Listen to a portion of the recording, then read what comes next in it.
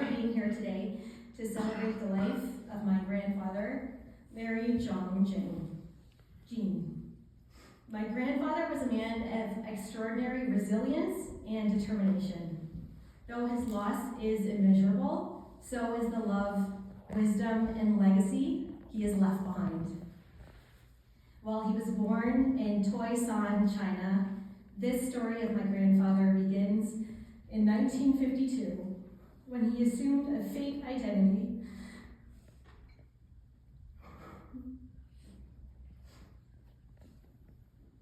and embarked on a 19-day boat journey to Canada from Hong Kong. As going-away gifts, he was given packs of cigarettes. They only lasted as long as Honolulu. It's hard to imagine his sacrifices, leaving behind my Grandma Ray, a brand new mom, to my 20 days old mom, with the hope to build a better future. My grandpa actually would have left earlier for Canada, but his father's unexpected passing delayed his departure. Imagine a 19-year-old young man all on his own with little to no English or skills starting in a new country. My grandpa's first job in Canada was in Windsor, where he began working as a dishwasher, learned to cook, and attended English night classes. In the off-season, he worked in New York City. The little money he earned was sent home to support his family, including his loving stepmom, who raised him since he was 12, and his two younger sisters, Lisa and Millie. My grandfather's dream of reuniting with his beloved wife came true in 1957, when my grandma was finally able to make her way to Canada. Shortly after, my grandpa accepted a job at the Golden Bamboo, and my grandparents moved to Stratford. A few years later, my grandpa purchased their first home. They lived in a tiny apartment on the main floor of their duplex while renting out the upper unit to help cover the mortgage. This was the first of his many real estate purchases. By the early 1960s, the Canadian government had introduced a policy that allowed my grandpa to reveal his true identity, thus allowing him to register his family in Canada.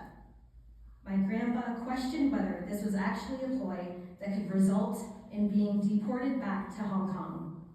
However, he'd come this far. It was a risk he was willing to take.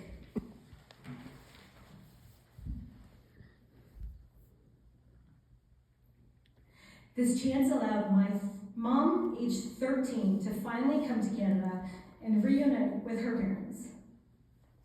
Those early days were a challenge for my teenage mom, getting to know her dad and adjusting to living with her parents. Addressing a man who you don't know as dad doesn't exactly come naturally. My grandparents scrimped and saved and decided to open their new business.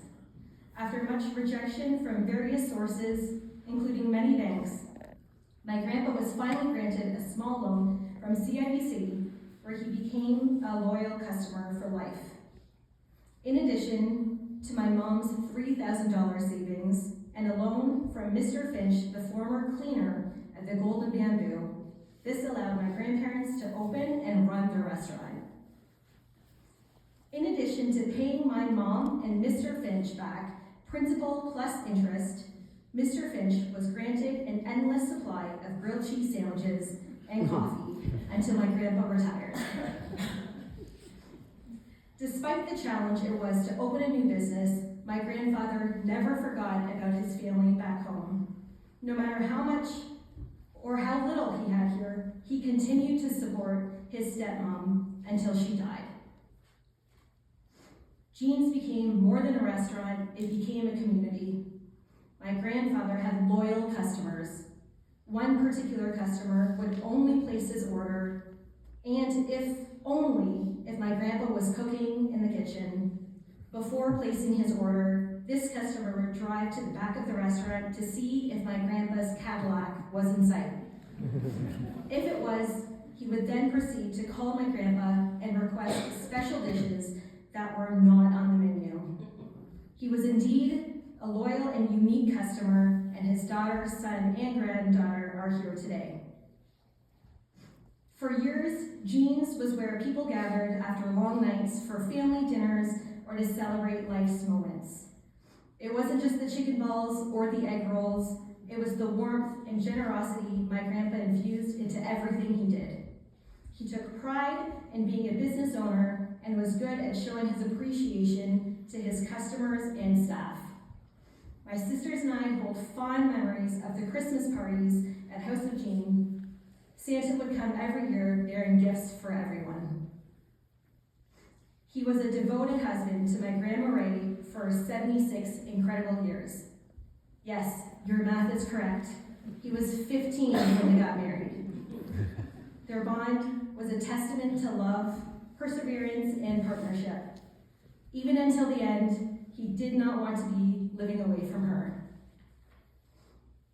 He was a proud father to my mom.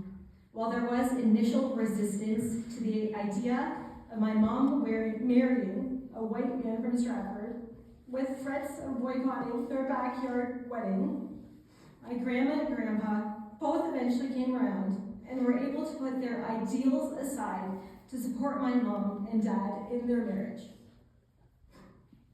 Up until my dad passed away, my grandpa was the respectful, welcoming, generous father-in-law one could ever hope for. Race and culture aside, he recognized that my dad was able to take care of his daughter and make her happy.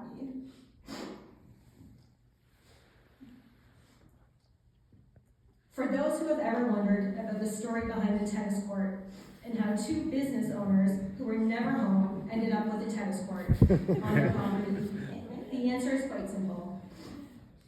What do you do with a big lot with little time to maintain? You install a tennis court, of course. While that court was never used by my grandparents, the neighboring kids, my sisters and I, and all of our kids have wonderful memories of passing time on their court. In most recent years, there have been many occasions where my kids and nieces were all there playing tennis, hockey, and basketball, riding their bikes and scooters, and picking pears, somehow all at the same time. As I stand here today, I am reminded of the enormous shoes he has left to fill. But I also know that his legacy lives on in all of us. In every story we share, every meal we cook with love, and every time we extend a hand to someone in need, we honor him. Gilgum, thank you for the life you built. Rest in peace. We will always carry your love and legacy with us.